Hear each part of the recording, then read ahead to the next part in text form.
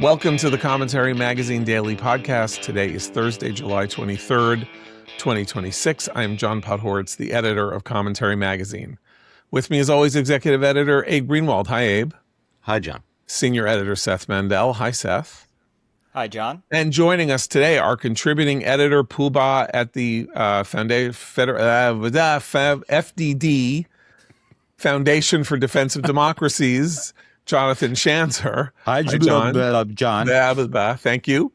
And it being Thursday, we have, of course, our old friend, Washington, Wall Street Journal. My God, Wall Street Journal free expression columnist and AEI honcho, Matthew Continetti. Hi, Matt. Hi, John. It's great to be here to bring some light and whimsy into your lives. I listened to yesterday's episode, and the morosity was crushing. So I'm going to do my best to be peppy, optimistic, Candide-like in my worldview today. That will be very, very welcome, because I received many phone calls and emails from people saying I had to take an antidepressant after listening to you. And so did I. I depressed myself, as I think I told Abe, like I was crushingly depressed. And I was not helped, by the way, by the astounding fact that yesterday afternoon, after having committed to the video waves, the single most anti-Semitic statement any American politician has made in my lifetime, and possibly over the last 120 years, that we Jews were wished a meaningful fast on the 9th of Av, Tisha B'Av, by Zoran Mamdani, the author of that anti-Semitic statement. And Seth Mandel, it's an interesting moment, and then we'll get to the topic stuff. Ordinarily, on a what is called a Jewish holiday or Jewish, commemoration, you would not be present here on the podcast because most of these days one is supposed to not work and all of that. Tisha B'Av as a special commemorative, mournful day on which we do work, though we do fast, because not working would be, I think, we are supposed to still live and be active, even though it is a day of mourning. And what are we mourning? We are mourning the destruction of the Jewish temple in Jerusalem that was conveniently left out of the statements by our friends Zoran Mamdani, and I believe also Abdul El Sayed. So it is interesting to wish people a meaningful and easy fast on the 9th of Av, without mentioning that what we are mourning, which is the loss of the Jewish Republic, because that would, of course, demonstrate Jewish indigeneity in Jerusalem and in the Holy Land. And so that part is specifically skipped over. Very important, and then we'll move on, that this week it was revealed by the Israel Antiquities Authority, which is the sort of banner group that oversees the archaeological work inside Israel, that carbon dating of materials found in Jerusalem indicates that we have found the first specific archaeological evidence of the existence of the first temple, which was destroyed in 586 BCE. Wood fragments that were found. Thus, not only is this a time in which we discuss Jewish indigeneity after 3,000 years, but that we now have physical evidence of that indigeneity that is not simply, written records, relatively contemporaneous about it. So, may I make a quick point about Mamdani? Please. He strikes me as operates in just two modes: cuddly or menacing. And lately, he's been more on the menacing side of things. Between the threatening video against Ken Griffin, then his anti-American July 4th speech, and now the address, kind of the needless address about Bibi Netanyahu, which was objectively anti-Semitic.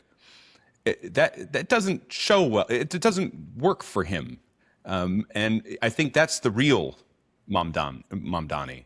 And so people need to be aware of that. He'll go, then he'll jump in a pool, and the New York Times will write an article about his favorite Taylor Swift songs. But the real Mamdani, it seems to me, is the menacing Mamdani.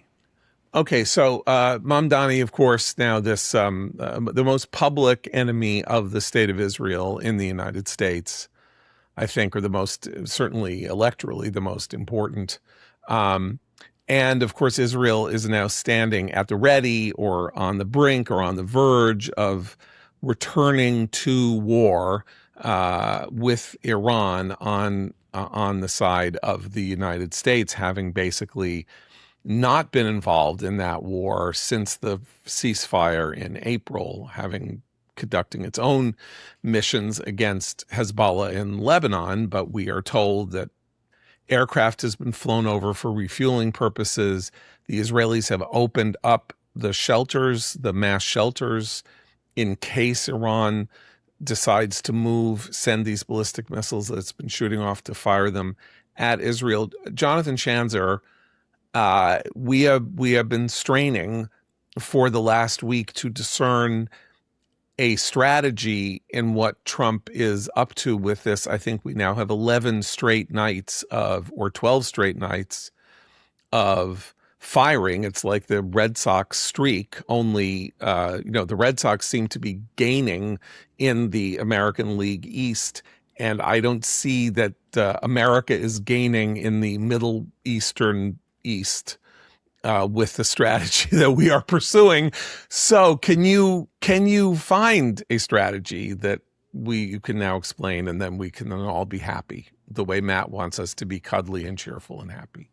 I don't know if I can get cuddly and cheerful, but I'm not going to paint the bleakest picture, which I think is tempting. But I think, all right, let me try to explain, at least from my perspective, what's going on. And I think there are multiple perspectives here. But we have a situation where the Iranians have clearly decided that a low-intensity war is preferable to peace. They've made that decision. It's been going on now for a couple of weeks. They are taking it on the chin. They're getting hammered by the U.S. military on a regular basis. And I have to say, I don't know how long they can sustain this. There is an explanation that says, well, if they entered into a period of calm, well, then they would have to contend with their own people on the ground and the disaffection that the people have from inside Iran, those 75 plus million people that hate their regime. And so it's for that reason that the clerics have decided to keep this fight on a low flame. But I think that what we're watching right now is a flame that is growing larger. And, when you start drawing in the Houthis to attack the Saudis out in the Red Sea, and you're hitting Jordan this is what the regime has been doing. They've decided to single out Jordan and to really, hammer it with missiles. This is going to escalate. And the U.S. will respond with greater ferocity. And so I'm not sure that the regime, if their plan is to ride this out for the next 6 months or 8 months, I think they're making a mistake. I think they believe that Donald Trump, with the specter of elections looming, that he might back down. I just don't see that happening. And so I think the regime is inviting more and more of a beating. And now we have this potential threat of drawing in the Israelis. And let me just say, the Israelis are chomping at the bit. They have been eager to get hit by one stray missile. The ones that have been getting close to them in Aqaba, that if it just, they were hoping that one missile would cross the border and hit Eilat or try to hit Eilat so that they would have an invitation to get back in there. And when I've talked to friends in Israel over the last couple of weeks, they've made it clear that, A, they're passing on valuable intelligence to the United States, Pickaxe Mountain and some of the other things that we've all heard about. But on top of that, they have a target bank of hundreds of targets that they are prepared to hammer as soon as there is a predicate for doing so. So I think we remain on the edge of a much more serious conflict.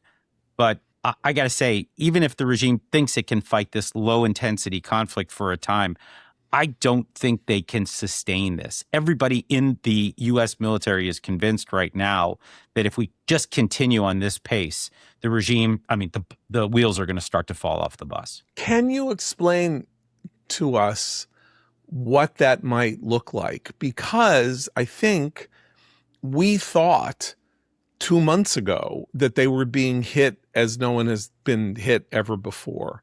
And maybe they did successfully buy time with the ceasefire to, reconnoiter, move things around, dig things up from holes, and therefore have more missiles to use now. But if it didn't work to crush them in the 6 weeks before the ceasefire, what about what we're doing now?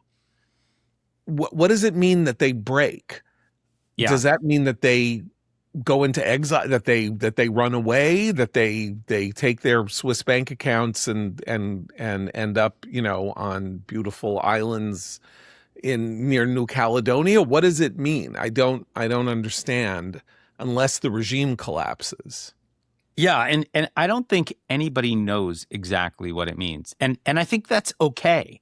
In other words, what we're doing is we're absolutely eroding their capabilities right now. I think that can be said with certainty. That doesn't mean that they don't have drones, and it doesn't mean that they don't have missiles that they can continue to fire. These are weapons of the weak, and they're going to maintain these for a long time. Shoulder-fired stuff that they can bring to the Strait of Hormuz and fire on ships, that is always going to be there as long as this regime is intact. But if we continue to erode their military capabilities, their command and control, if we're hitting IRGC, if we're hitting defense industrial base, what you have is slowly over time, this weakening, this unraveling of the regime. I have to say, there's about 6 or 7 people that are running Iran right now. If we took out another 3 or 4 of these guys, I think that's significant, right? It would send them into further disarray. Now, where is the breaking point? I don't know. And I think I understand why Trump doesn't want to say, here is the strategy, because there is no handbook for toppling a regime. But what we can say is that if we continue down this road, they are going to get weaker and weaker over time. Their ability to project power into Gaza, into Lebanon, into Syria, into Iraq, it's already significantly eroded. Now, the one thing that I will say that's the caveat to all of this is if the Iranians somehow are able to maintain a kind of a vice grip on the Strait of Hormuz, and then they really start to do the same with Bab Al-Mandab, and they now control 2 significant maritime choke points. Bab Al-Mandab is the waterway south of the Red Sea. South of the Red Sea. So it's the other pathway that Horn of Africa meets Saudi Arabia and Yemen, right, is sort of what we're talking about here. And so this is yet another waterway that you don't want to see shut down. So the Iranians right now think that they may be able to hold the entire world hostage by shutting off these 2 choke points. I'll tell you, the thing that I'm watching, the thing that I got to say, I'm still, I don't know if I want to say shocked, because I don't get shocked by much anymore, but I'm surprised where the Brits, where the French, where the Germans, where the Australians, where are our key partners, Five Eyes, Europeans, NATO, when the Iranians are shutting down international waterways. You say you support the rules-based world order, well, then show up and do something about it. Because right now, it's only the U.S. defending that world order. And not for nothing, but, Trump continues to sour on all of our partners because they are feckless and they are unwilling to join us. They might say that we started this war. We didn't start it with the intention of having the Iranians take over international waterways. We did this in order to deprive them of their ability to build nuclear weapons, which our international partners should be thanking us for. And now that they're still sitting out as the regime continues to hold the world hostage, I think we really are watching the unraveling of a system right now. And I think this is the biggest challenge for the Trump administration. We need to start to recruit those allies to get back involved here, because if they don't, then the system goes unguarded other than the United States, and Trump's running out of patience. Well, and it's not just the Europeans, right? I mean, it's also the Arabs. They're not. Yeah. They haven't joined a military coalition, right? Well, they're incapable, Matt. I mean, that's the thing that I think everybody's not quite understanding here. They have all these weapons that they bought from the United States. They've got F-16s and they've got Bradleys and all the stuff that they bought, but they don't have the pilots or the technicians to use this stuff. They are inherently weak. I mean, it might be nice if they loaned us some more planes if we lose a couple, or if, you know, we have to take a couple out of the rotation because of parts or mechanics. But yeah, I don't expect the Saudis to get in there and be, you know, fierce fighters. And I have another question about the Houthis. Right now, it's my understanding that the Houthis are only firing on Saudi ships. Is that right? Yeah. And so it has to do, it seems to me, that specifically Saudis hit a Houthi facility a couple weeks ago, and this is in response to that. Yeah, two things to note here, I think. One is that, you know, there was a peace agreement or a ceasefire agreement brokered by China in 2023 that has kept the Iranians and the Saudis from going at each other's throats. I think that the attack on that airfield in Sana'a a couple of weeks ago may have ended this. I see. And I think that's number one. Number two is we've all seen these reports of Trump's new deal with MBS and basically giving a green light for the Saudis to have a civilian nuclear program on their soil. This is not exactly something that inspires confidence. You think about the Saudis and nukes, like, you know, what could possibly go wrong? But I will also just note, though, that there is this interesting dynamic that's taking place in the Middle East right now. You've got one alliance structure that we'd like to see. I think all of us in this discussion would like to see it. And that is India, UAE, Greece, Cyprus, Israel, and the Saudis belong in this alliance structure, and we need to bring them in, right? That's the IMEC structure, the India-Middle East corridor. This is the gas pipeline that everybody's been talking about that would solidify an alliance that stretches across the Arabian Peninsula into Europe. That's kind of model one.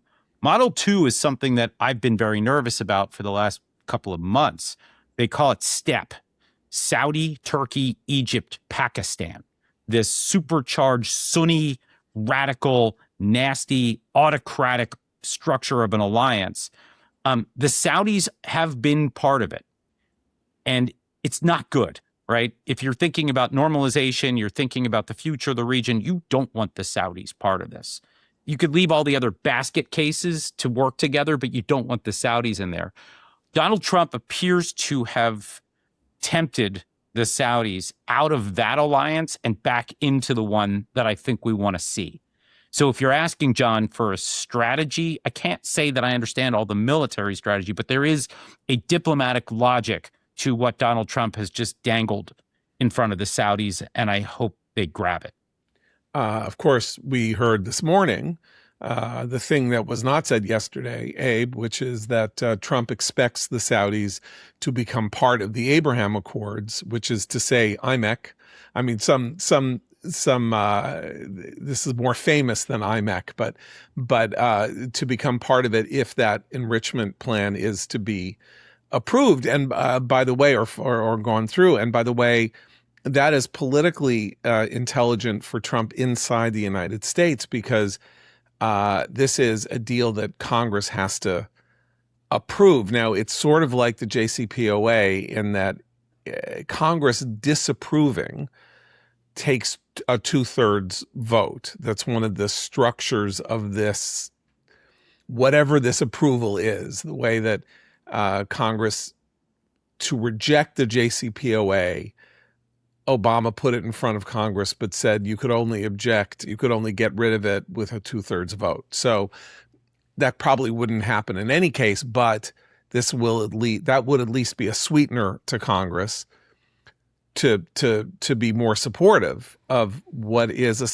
worrisome idea. As I said yesterday, you can understand that right now the Saudis enriching nuclear materials with MBS, who is Western leaning, seems somewhat benign. But, if he falls and a Muslim Brotherhood regime takes over, we're in a whole mess of new trouble with the nuclear power in Riyadh. So we said yesterday on the show, I said I was concerned about this Saudi nuclear deal having the effect of getting rid of some of the Saudis' incentive to normalize relations with Israel. And then afterward, John, you said, well, yeah, that Trump should make it contingent on their normalization.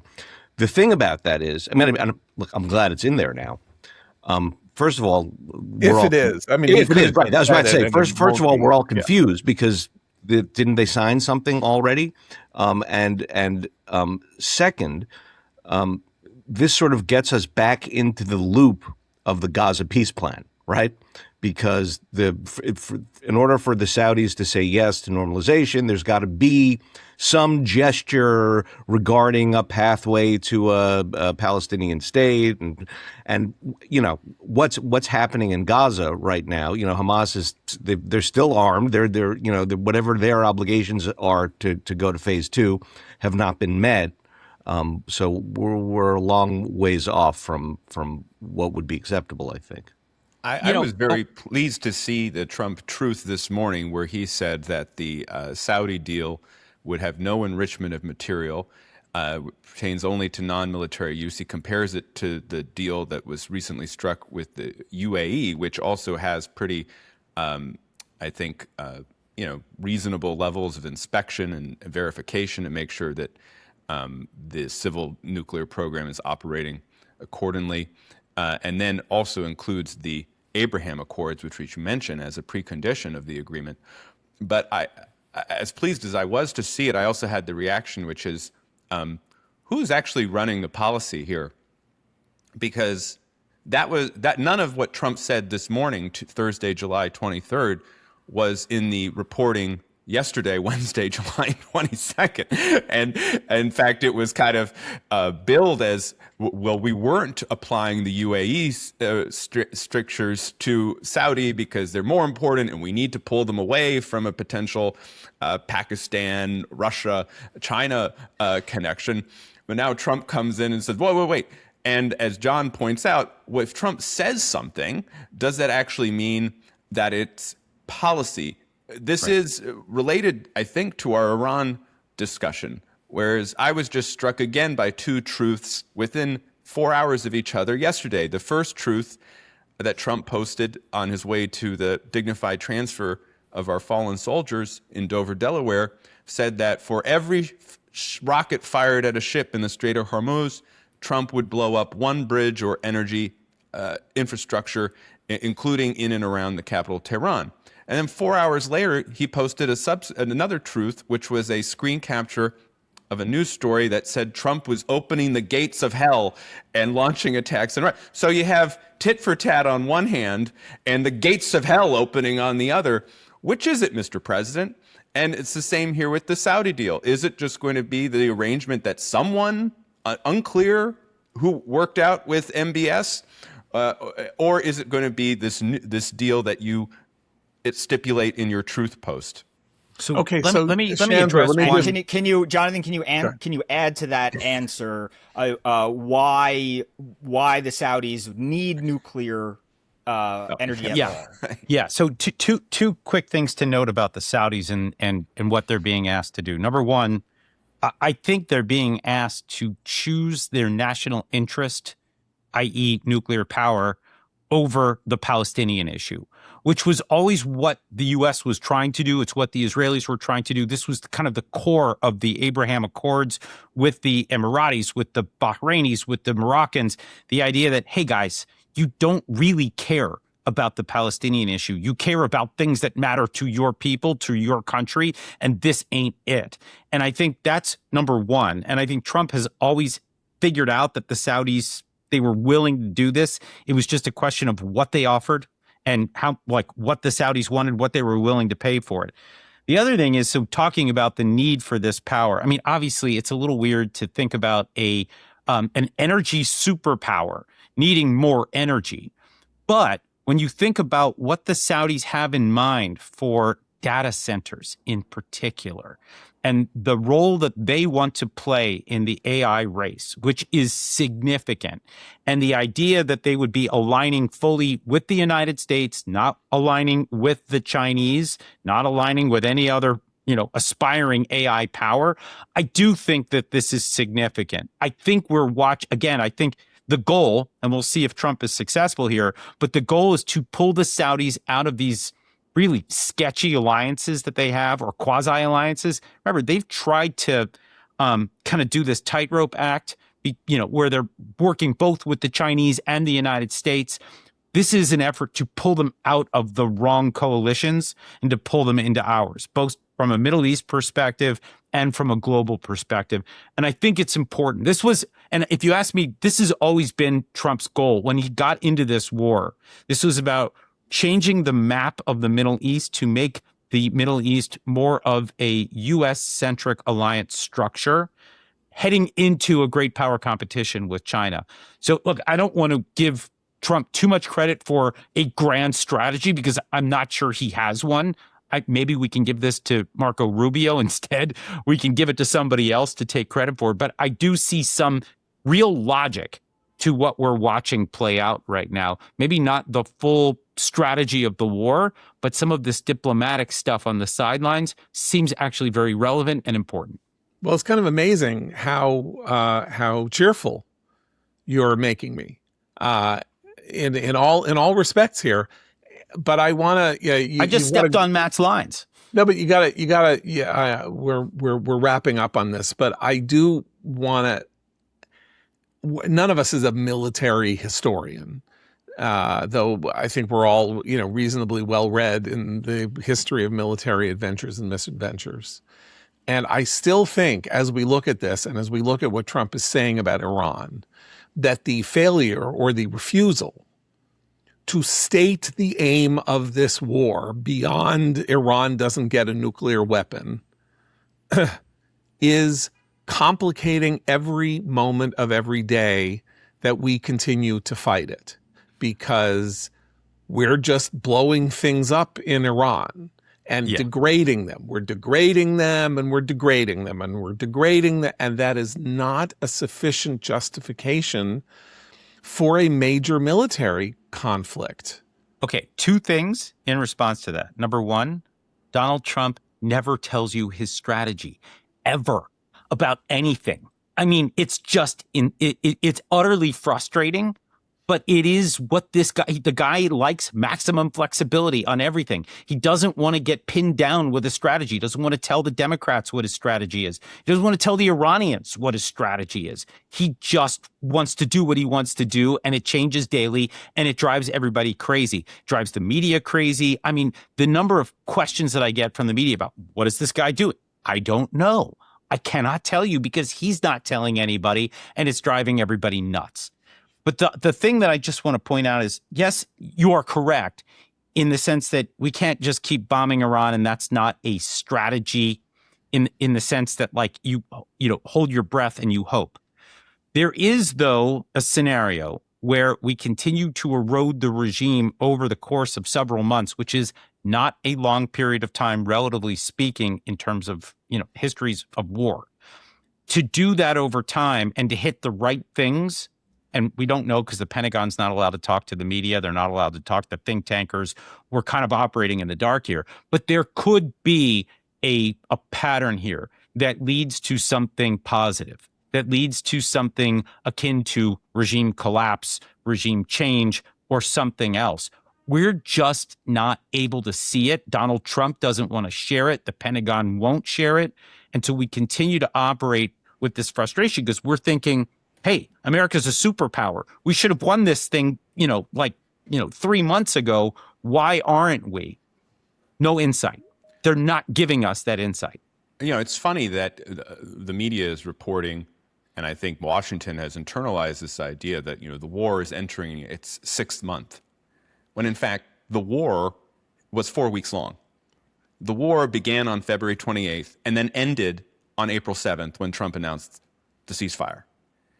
And since then, we have not been at war. We have been engaged the last 11 days, you could say we've been at war. Well, but this thing, even I count the last 11 days, we have been engaged in exactly the low intensity conflict that Jonathan describes. Now, we're gradually amping up the pressure in the last 11 days. But since April 7th, it's been this kind of proportional warfare, what Trump calls love taps. The Iranians fire at our allies. They fire at shipping. They harass everybody. They plot to kill Trump. They move the centrifuges to Pickaxe Mountain. But since April, Trump has seemed to believe, just as the Iranians believe, that this low-intensity conflict is fine. He can live with it. And that seems to have changed in the past 10 days when it was clear that they have no intent on changing, that in fact the status quo since April 7th works for them. They're happy with it. And all of the political costs to Trump really, we can talk about this in the next segment on politics, but there's some brief, I think, respite for Trump, especially after the MOU was signed and all the pomp and circumstance. But of course, it didn't change anything because, as you say, John, at the end of the day, the problem is the regime. It's always been the regime.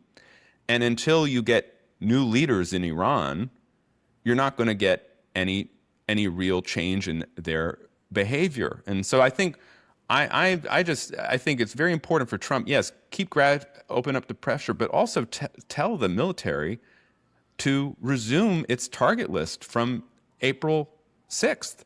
Yeah. And maybe get the Israelis back in there too. Get the Israelis. Why? This is the most important thing I think that's happened over the last period.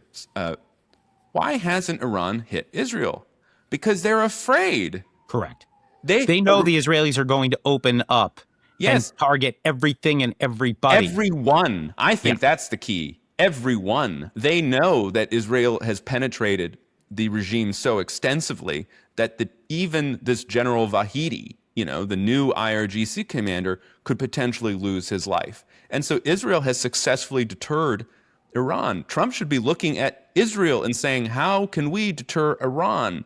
And what does that mean? That means putting the leaders on the target list and also expanding the use of the type of targets to include, not just the missiles and production facilities and drone teams. We need to do that, but also these dual use economic targets. And why is Iranian state TV still broadcasting?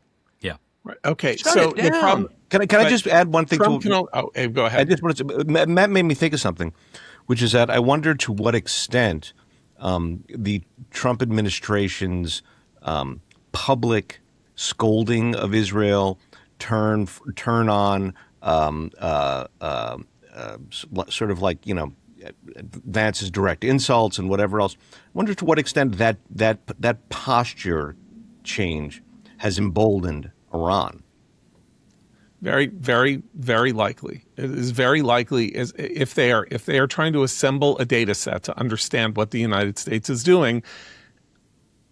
You would, just as a matter of linear fact, you would say, well, the number 2 person in America is trashing Israel and saying that they were using Epstein as an agent, and so you go, well, that's how the administration feels. So I still think that Matt's point that we need to make it clear to Iran that we have deterrence and that they need to back down or whatever, however we want to put it, that Jonathan's point that Trump does not want to tell you his strategy. It's not that Israel says our strategy is to kill every leader in Iran. It doesn't have to say it because it has been killing people in Iran for 15, 16 years since they started killing off the nuclear scientists, at the beginning of the 2010s.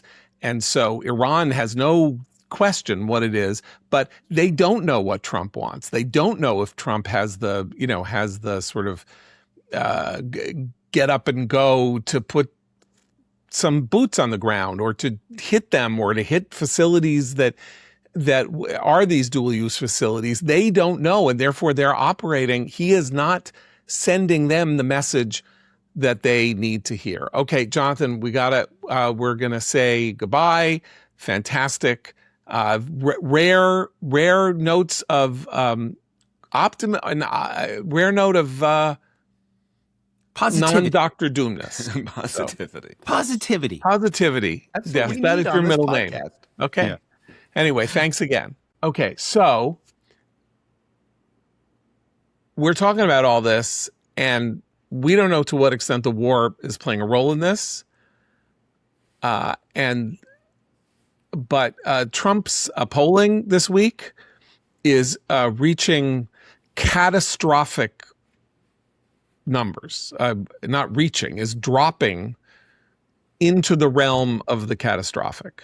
While interesting polling suggests the Democratic Party might be getting a little serious in thinking about what it might do in 2028.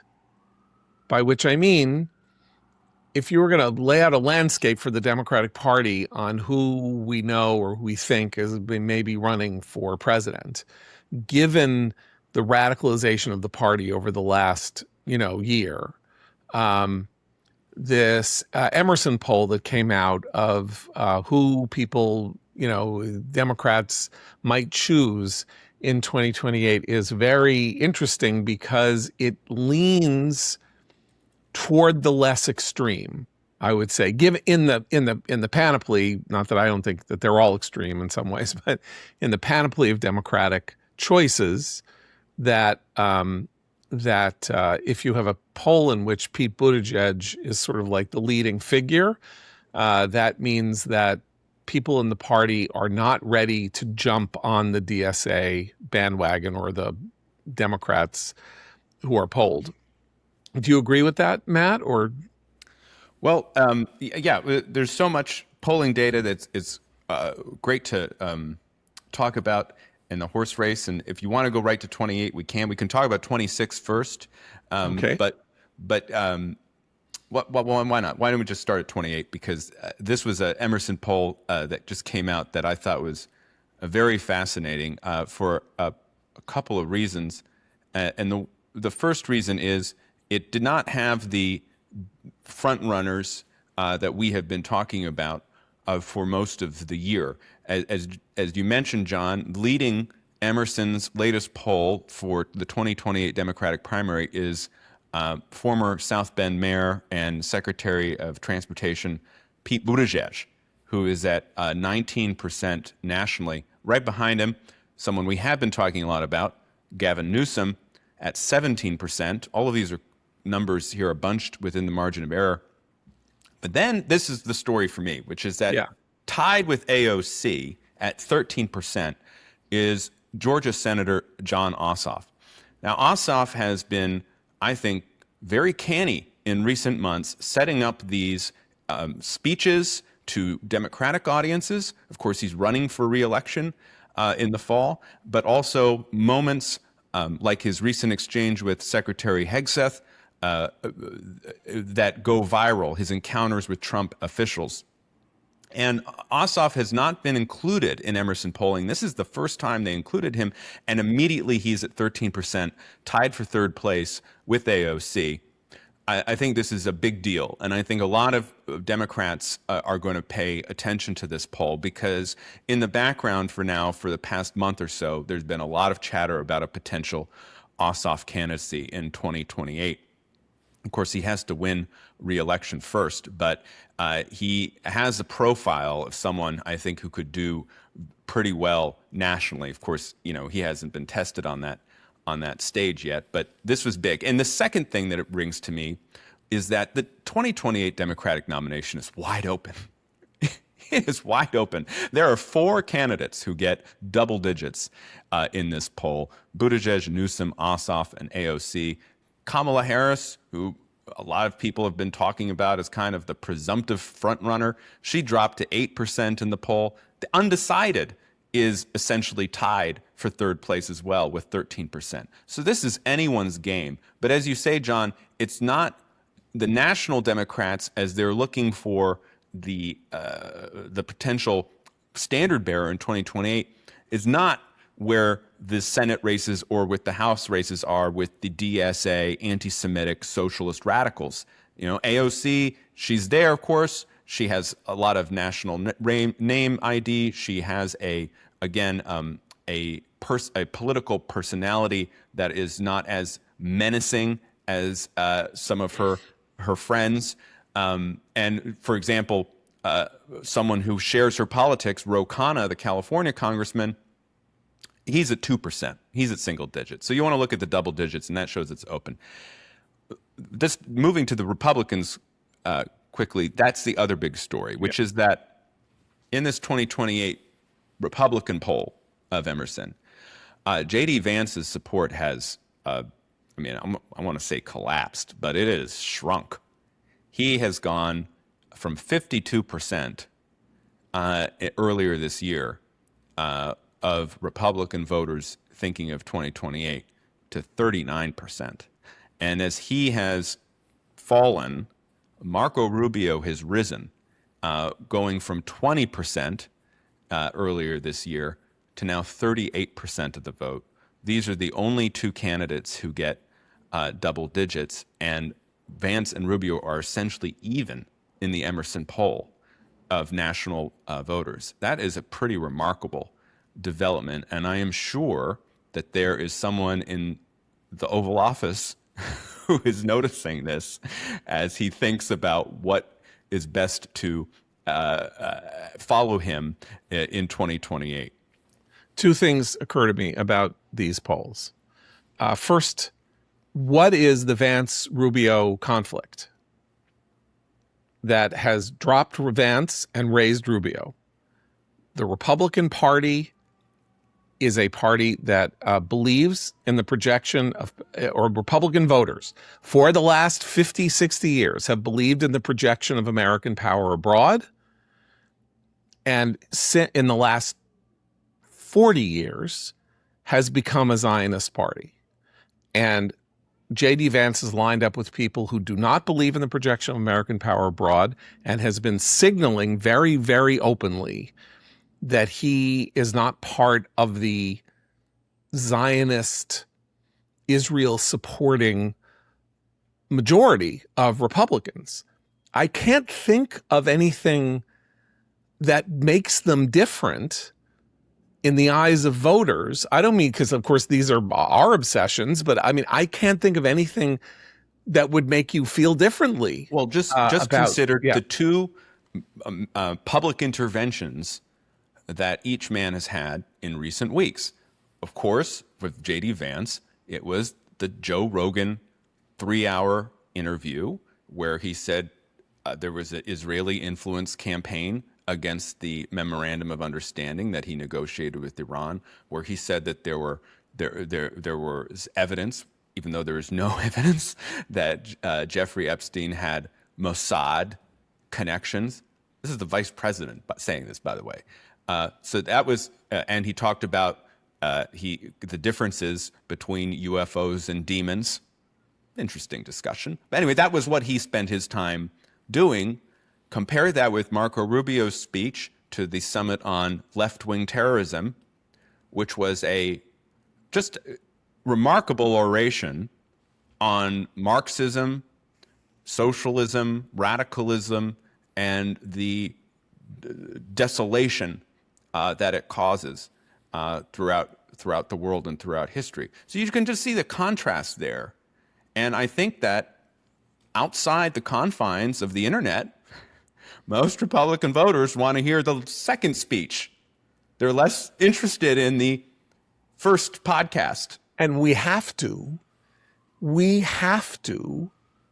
take this into account.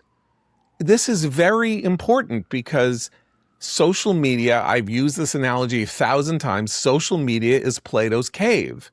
It is not reality. It is shadows that one trapped inside the cave read as things that aren't read as, monsters when there could just be, a mouse walking across as a shadow. And if this is the first real hard piece of evidence that the Republican Party is not the Twitter Republican Party. It is not the Trump tweeters, sort of the people who are sort of professional Trump tweeters, Alex Bruzewitz, Greg Price, this whole crew of people who are either being paid to, who sort of are doing this for a living, who line up pretty much on the far reaches of they support Trump no matter what, but what they highlight isn't Rubio's speech.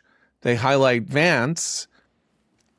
So that's them. And then, of course, the podcast bros who are the other part of the internet. And so it is important to keep your focus on what people actually think in the United States, and how they behave, the revealed preference, right? I mean, and it's not. I mean, of course, this is a poll, so it's not behavior; it's what you're stating. And it's also, I need to say, it's a poll of a race that doesn't exist.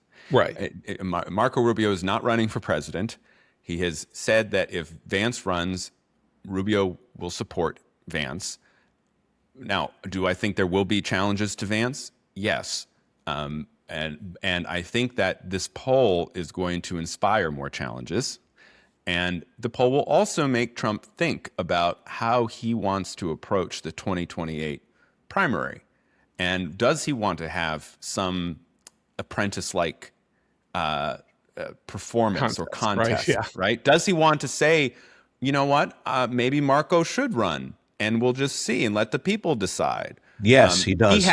He has to say that before this race that we're seeing in the poll comes into existence. But Seth, I want to bring you in because I'm struck by two things in the Democratic side. One is that Josh Shapiro, the governor of Pennsylvania, is at 5%. And the other is this Ossoff number at 13%. Now, Shapiro and Ossoff are both running for re-election. It is likely that Shapiro, the governor of the seventh largest state in the union, I believe, is going to get 60% of the vote.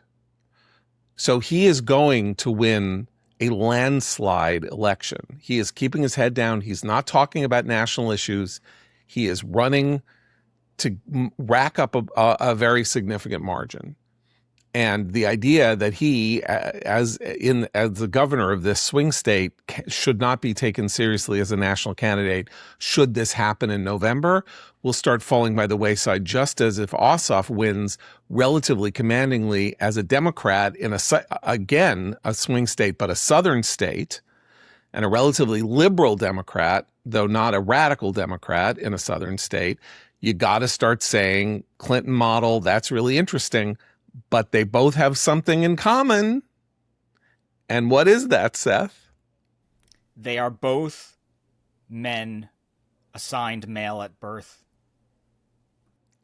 And I'm kidding. They're both Jewish. They're both Jewish. And they both we're both circumcised on the 8th day and are guilty if they're not following the rules above. How do they code? Do they both code Jewish? John Ossoff was the subject of a sort of weird exchange on CNN a couple of weeks ago that a lot of people pointed out, where somebody, I think it was CNN, I apologize if it was a different network, where somebody said, a contributor said,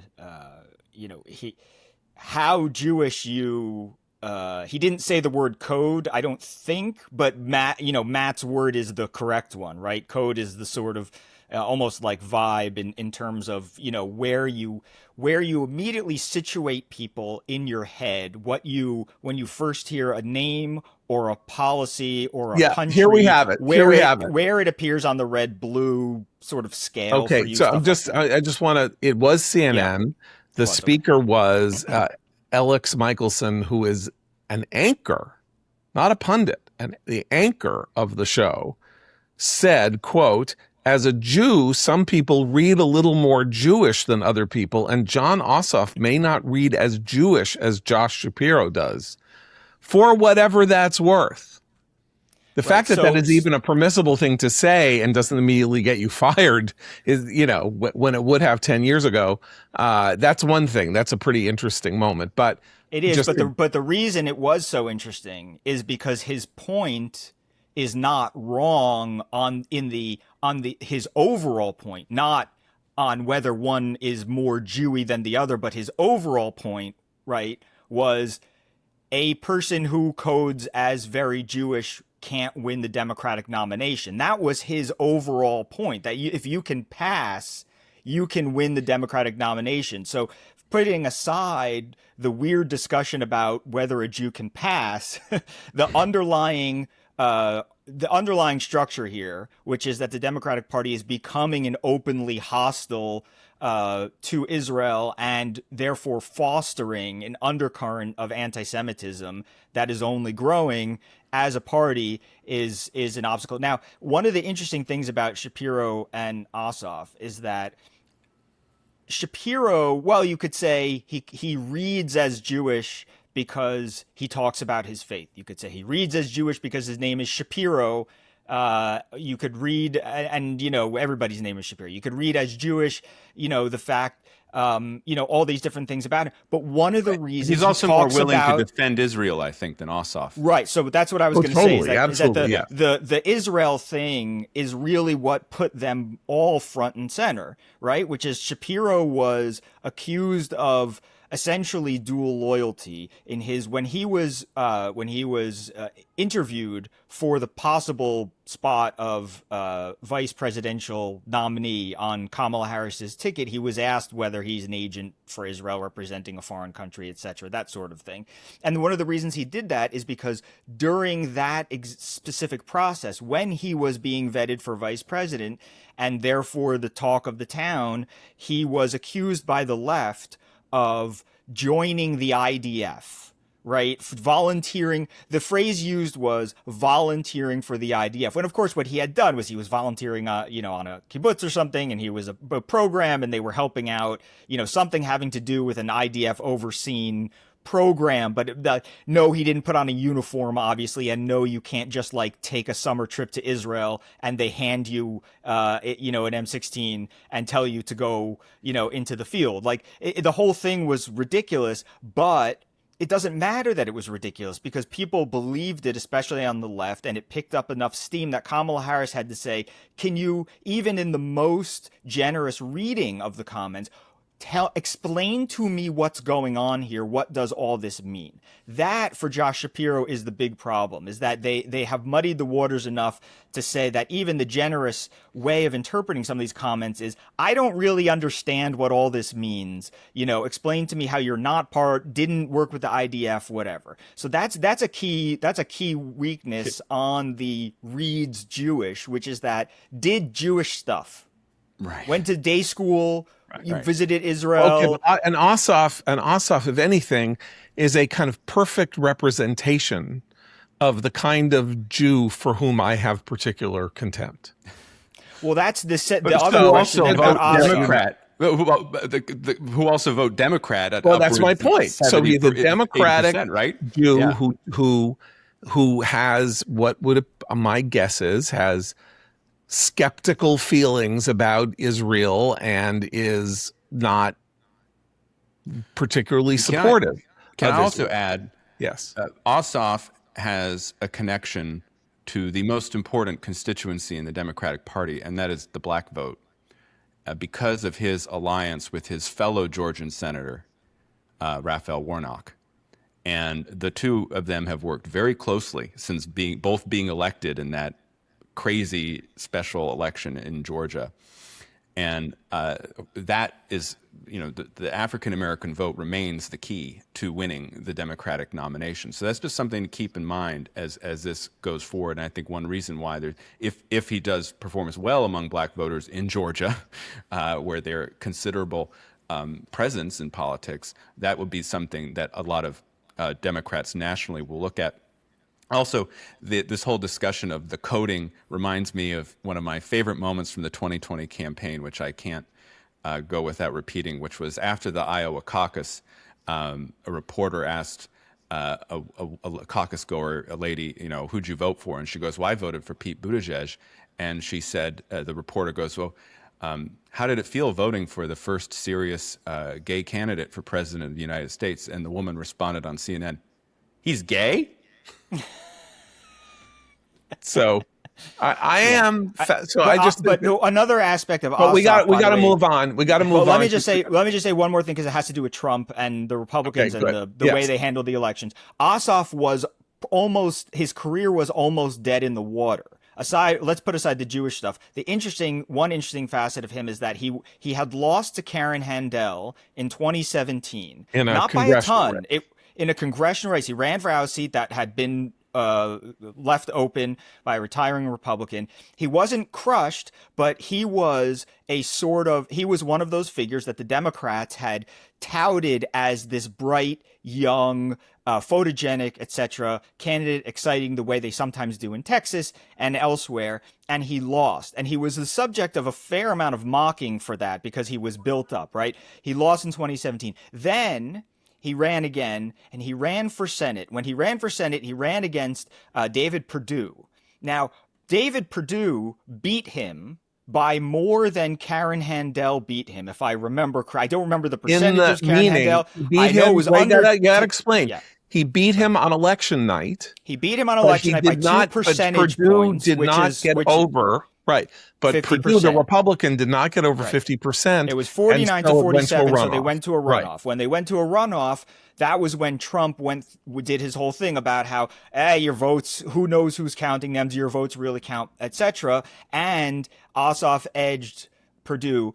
Ossoff was on the edge of oblivion for a politician's career, and it is instructive about the ways that American politics work also, that he is now being thought of as this, serious contender for the presidency, and I think rightly so, because I agree that he's talented. It's better to be lucky than good in politics. See, I don't think that either of them is a serious contender for the presidency, because I do not believe that a Jewish person can win the nomination in the Democratic Party. That was why I never thought that Shapiro would ever be Kamala Harris's vice presidential nominee. Now she might be happy to have had him as her vice presidential nominee so that they would stop blaming her and Biden for losing in 2024 and could blame Shapiro and say it's because Shapiro was there that Arabs in Michigan voted against Biden and let Trump win Michigan. Not that that alone would have won Trump the presidency, but now we have this whole line that Biden's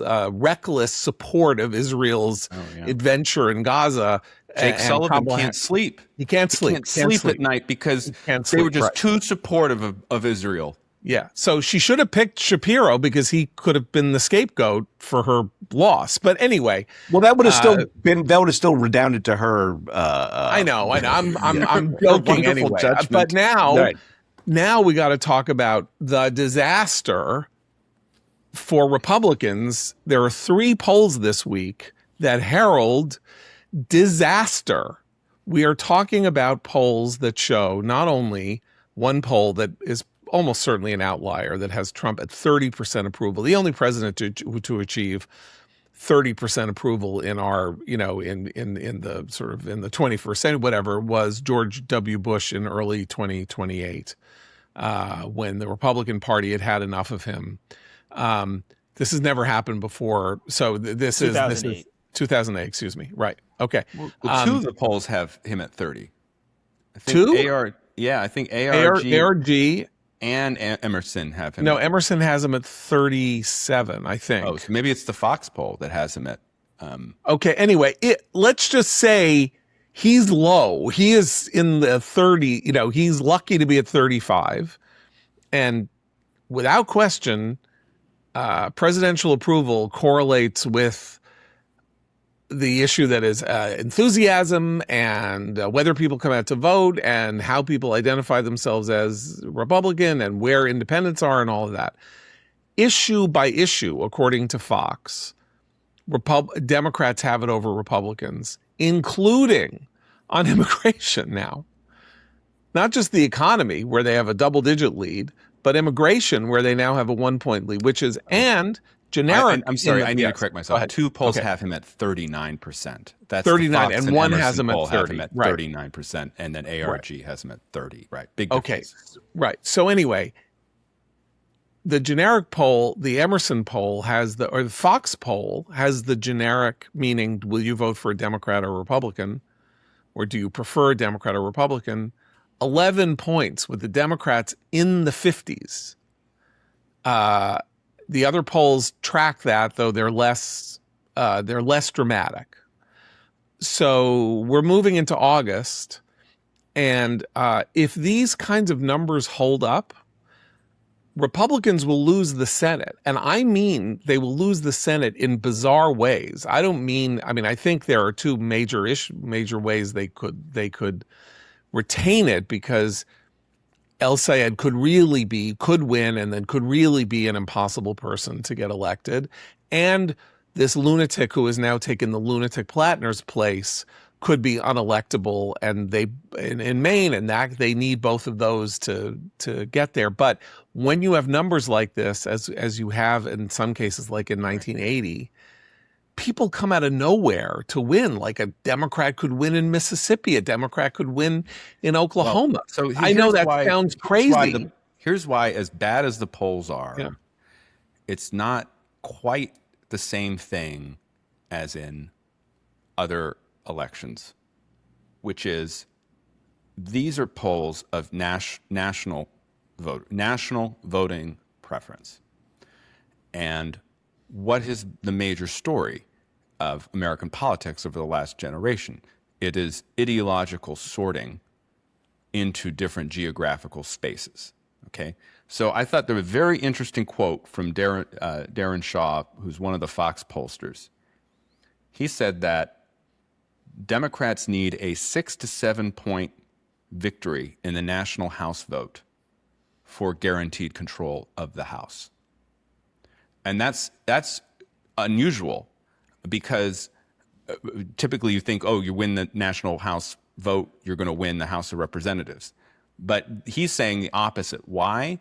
Because of the fact that Democrats are packed into distinct geographic spaces, mainly cities, because of the gerrymandering wars that have given Republicans something of a cushion, right? So that's one thing to keep in mind. The other thing is related is this map that you kind of referred to just now, the Senate map, which is if Democrats don't pick up Maine and they don't pick up Texas, they need to sweep North Carolina, where they're doing very well, Ohio, Alaska, and Iowa. Now, Ohio, it seems like it's a pretty competitive race there because it's Sherrod Brown looking for his old seat. Alaska also seems competitive, but it's kind of a strange race. Iowa is a very Republican state. There have been some polls lean both ways. And by the way, that's if the Democrats hold Michigan. If Michigan goes because of the problems of a DSA anti-Semite, then they actually need to pick up somewhere else. They need Maine or Texas.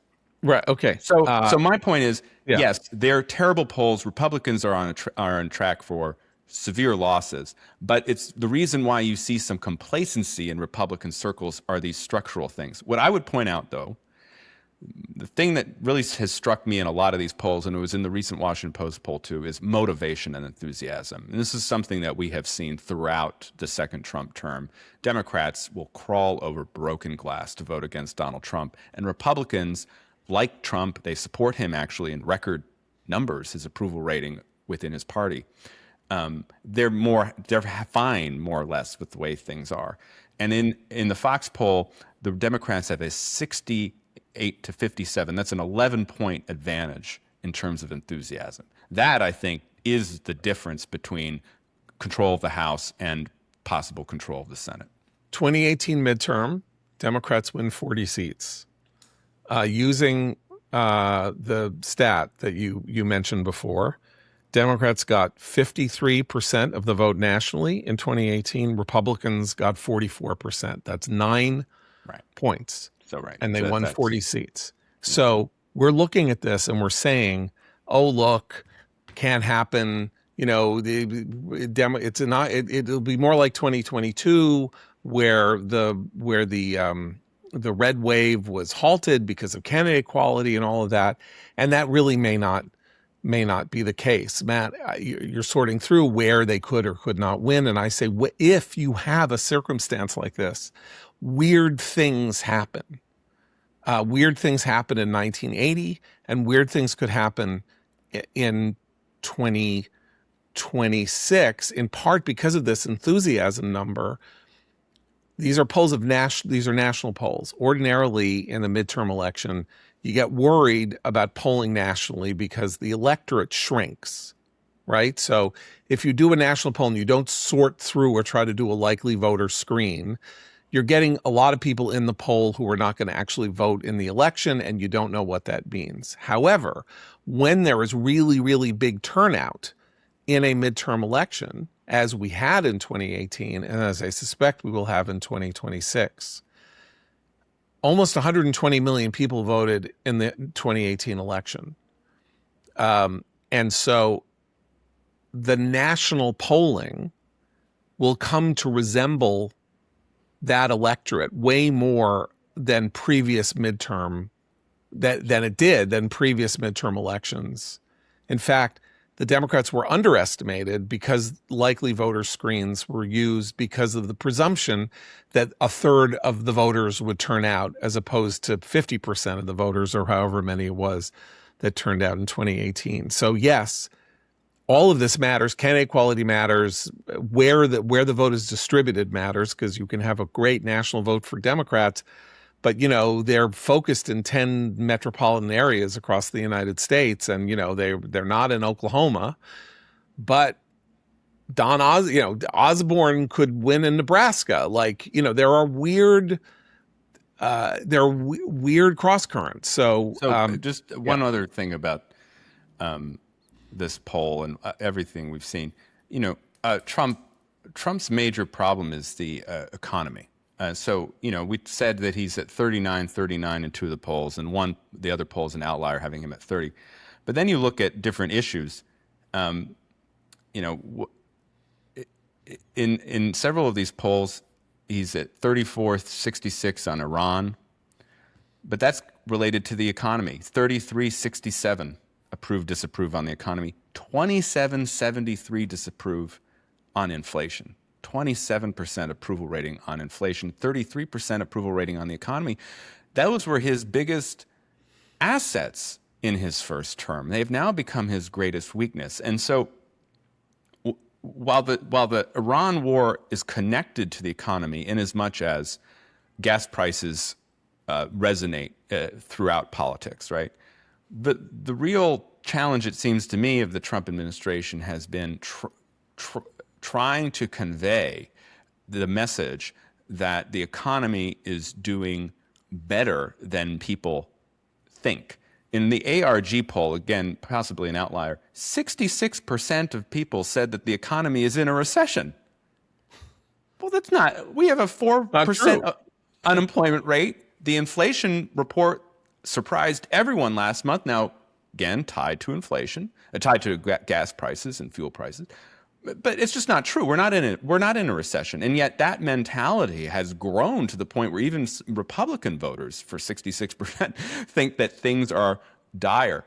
Why hasn't the Trump administration been able to convey that the economy is not as bad as people think? I think two reasons. The first is, one, the key metric in this economy is, are your wages outpacing prices? And while that has started to happen, it is very minuscule, right? So that's what voters are feeling. They do not have the sense that they are back in the first Trump economy, because their wages are not going ahead of prices. Prices are still increasing, wages are increasing, but not by enough to make people feel happy about their economic situation. And then the second reason is just focus, is that think about President Trump's speech last week to the nation. Here was an opportunity, presidential speech to the country, talking about the economy. Was it about the economy? No. It was about the Save America Act. right? There has to be some discipline from the White House on this most important issue soon in order to try to limit the damage ahead.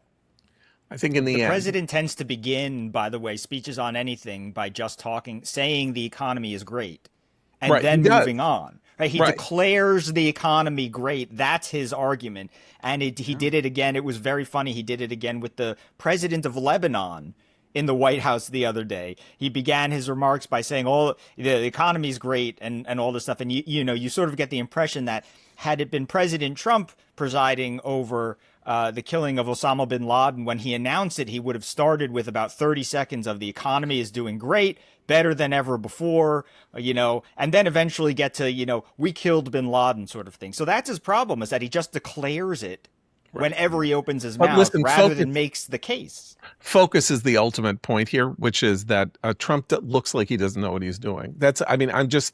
And, just like in COVID, he looked like he didn't know what he was doing. Right now, he looks like he doesn't know what he's doing in Iran. And I think on the economy, he doesn't really look like he knows what he's doing because people aren't feeling the benefits of the economy. And that is just death, because he is not reliant on any superstructure of ideology or belief or long-term conviction that he can say, we are charting a course for the future of America. It's all him. Judge him every day. We are supposed to judge him. And right now, he is being judged badly, and that's all his fault. It's just not. Democrats are in bad odor with the American people. The Democratic Party's approval rating, or whether people like it, is also in the tank. So it's not like this is all about him. It's focused on him. He made that choice to focus American politics exclusively on him, and he has to do everything well. I don't think it's a choice for him. I know. It really isn't. I know. It just is who he is. Okay, Matt, you have a recommendation. Yes. Thank you, John. It's been a while since I've been able to make a recommendation, but I've been studying up. I got a lot of resources for the future weeks, and I want to make my first recommendation here on a show that I very much enjoyed, the Netflix production called The Burroughs, which I don't believe has been recommended yet on the Commentary podcast. It has not. Okay, so The Burroughs, you can find it on Netflix. It is one season. Unfortunately, it was canceled, but that's fine. One season is usually good enough for these Netflix shows. It stars just a crackerjack cast. Alfred Molina, my apologies.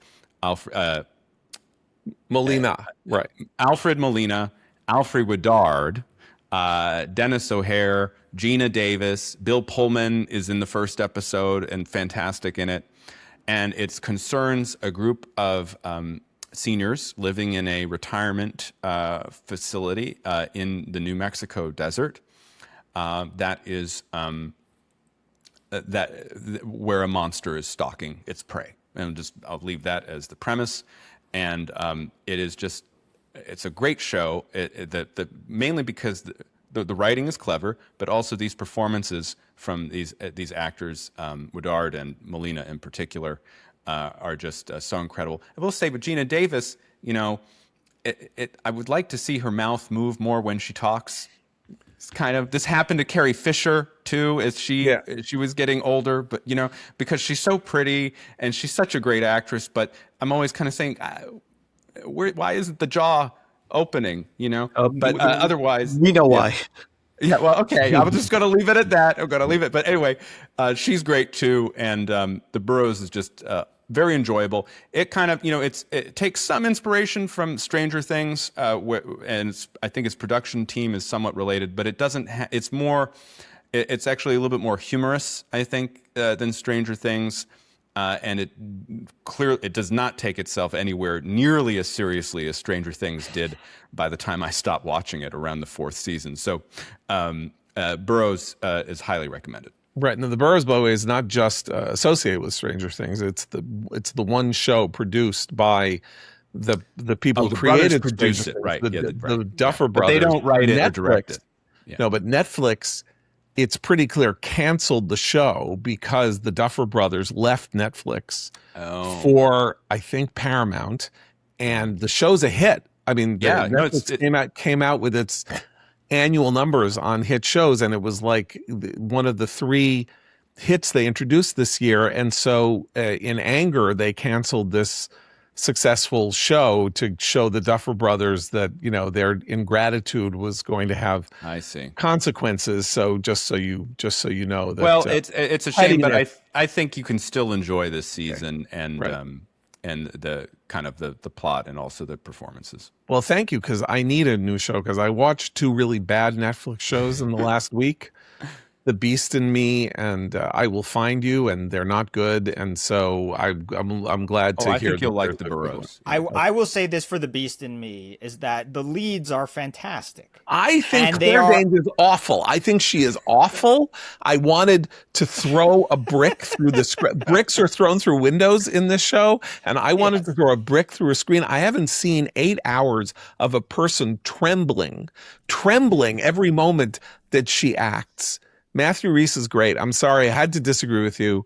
I really I needed to, basically lie down. Have you seen Matthew Rhys's other show? Oh my God, Widow's Bay, the greatest, the best. I mean, we're halfway through. It's the age of Matthew. I watch it. I watch it through my through my hands, over my eyes a lot, but it's still pretty awesome. And Matthew Rhys, now we're really good, but Matthew Rhys starred on the 2 seasons and canceled HBO, now on HBO Max, version of Perry Mason, which is one of the best shows of the last 15 years, but was apparently incredibly expensive because it's set in the early 30s, and there were 2 seasons of it, each corresponding to one of the early Earl Stanley Gardner Perry Mason novels, he wrote 60 or 70 of them. And Matthew Rhys plays Perry Mason, and John Lithgow plays his mentor, and it is fantastic. So that's another list recommendation. Okay, well, and Matthew Rhys was born in Wales, by the way. So another impressive thing about him is that we see him only playing these, American accented characters. Like in the all Americans. the shows we're talking about, like in the Americans, he is not American. There you go. All right, well, Matt, we will see you next week. And for Abe and Seth, I'm John Podhoretz. Keep the candle burning.